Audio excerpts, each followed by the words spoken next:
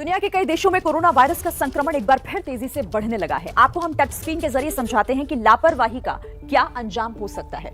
हम आपको बताएंगे कि आखिर किस तरह से कोरोना के बढ़ते हुए केस क्या बता रहे हैं। दरअसल 126 देश ऐसे हैं जहां पर कोरोना के केस बढ़ने शुरू हो गए हैं। 100% से भी ज्यादा बढ़ोतरी दर्ज की जा रही है। यह भी अपने आप में अहम बात है क्योंकि 33 ऐसे देश हैं जहां पर 100% से भी ज्यादा वृद्धि दर्ज की गई और 50 से 90% बढ़ोतरी हुई है 30 देशों में। यानी 30 देश ऐसे हैं जहां पर इस तरह से लगातार मामले बढ़ रहे हैं और 50 से 90% की वृद्धि हुई है।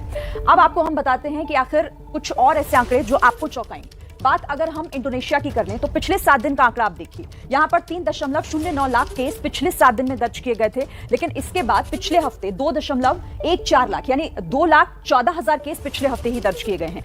यानी 44% आंकड़े बढ़े हैं। और बात अब मैं अगर इंग्लैंड की करूं तो इंग्लैंड का भी आप देखिए।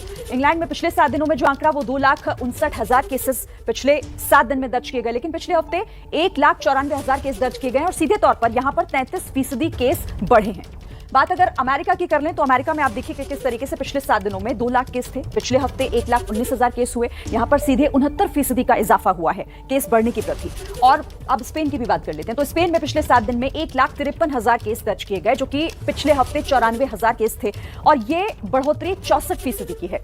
इस तरह से यहां केस बढ़े। स्पेन के बाद अब नीदरलैंड्स की बात कर लेते हैं तो पिछले 7 दिन में 64,000 केस यहां पर दर्ज किए गए और पिछले हफ्ते 16,000 केस यहां पर आए हैं। यानी ये करीब जो 299% का इजाफा यहां पर यानी वृद्धि है केस बढ़ने की जो दर्ज की गई है। तो ये बता रहे हैं कि कैसे अब बाकी देशों में जो ये खतरे की घंटी है, जिस तरह से केसेस बढ़ रहे हैं, उसे समझते हुए